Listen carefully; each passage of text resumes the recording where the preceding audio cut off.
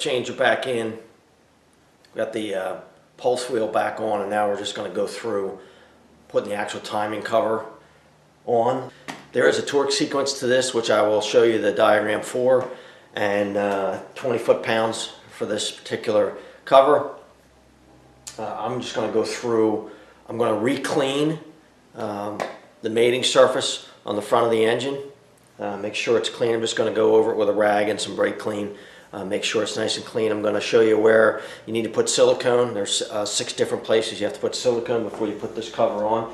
I've installed a new crankshaft seal on the front of the timing cover, as well as the O-ring. I have it right here.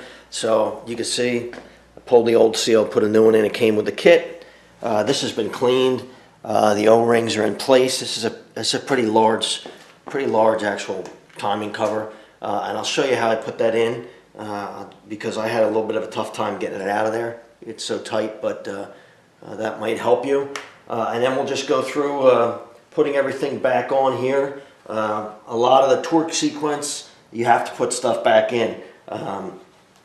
The motor mount, basically, the bracket for it goes right in the middle here. You need to torque that, so we're going to put that back on loose and start torquing everything down. I've cleaned the bolts for this.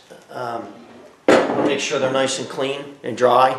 I have them laid out, and I showed this before, but I may not include that in the video. But when I took the timing cover off, I put a piece of cardboard and just kind of punched holes in the cardboard, and that's where all the bolts go on the outside of the cover. Make sure they go back in the correct place. Always a good idea, so you don't mix them up. Some of them are studs. They could be different lengths. So it's always a good idea to lay them out for yourself so you don't make a mistake putting them back together. So that's what we're going to do next. I'm going to clean and then we'll go through putting this timing cover back on. I've got the timing cover here. I'm just going to run through this as a dry run to show you how I got this out and how it needs to go back in. The thing that's tough to clear because it's so close to the firewall is this right hand head and camshaft. So what you have to do is when it's in, it'll be basically in that configuration. So what you want to do is start it this way and get it, this part on this right hand head down below the camshafts, and then rotate it in clockwise to get it in place. And then fish it over the crankshaft and then line it up basically. And once you have it there, it's not too bad. There's 2 dowel pins, one on either side. You make sure those are in place. It should pop into place pretty well, and that's it. Before I go put this on, I'm going to show you where to put silicone, and you need to grease, put a little bit of motor oil on the inside of the crankshaft seal before you slide it on there, and it just helps to seal it and helps the crankshaft, when you put that harmonic balancer back on, to slide on there a little easier. So just rotate it out like that carefully, and you can get it out of there. Here we are looking at the front of the engine before the timing cover goes on.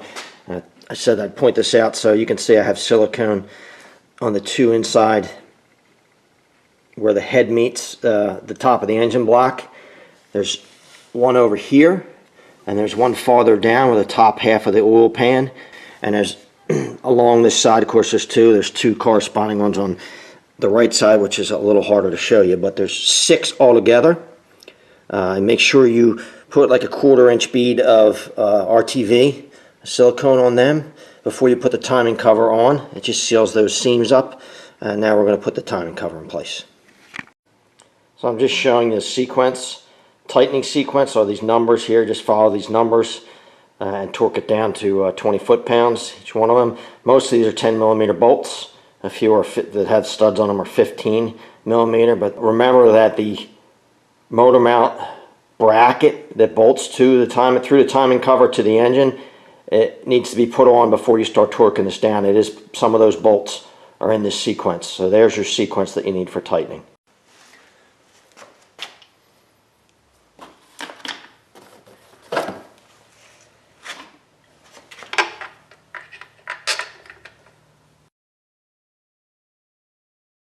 I'm not torquing these, I'm just running them in a little bit to take the slack out of them. It's just faster with this, that's all.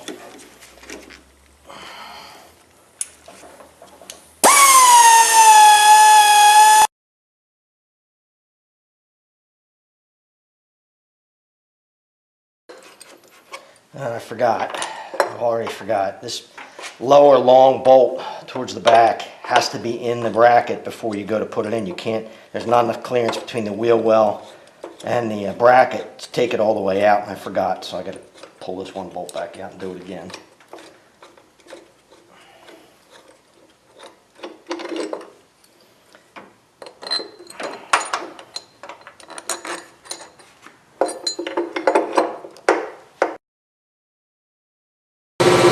Don't forget these two 8mm bolts that are on the back of this bracket facing out. Go hard to get to. You have to do it as well. You can't see this with my hands in there.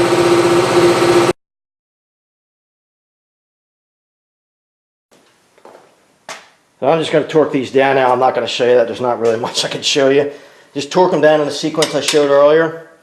And that should be it. I highly recommend, it's got silicone you had to put in those seams, letting this sit at least 12 hours, preferably just let it sit to the next day if you can, before you actually run this engine. It's going to take you a while to get everything else back on here anyway, but you definitely want to give that a chance to cure and seal before you try to run the engine.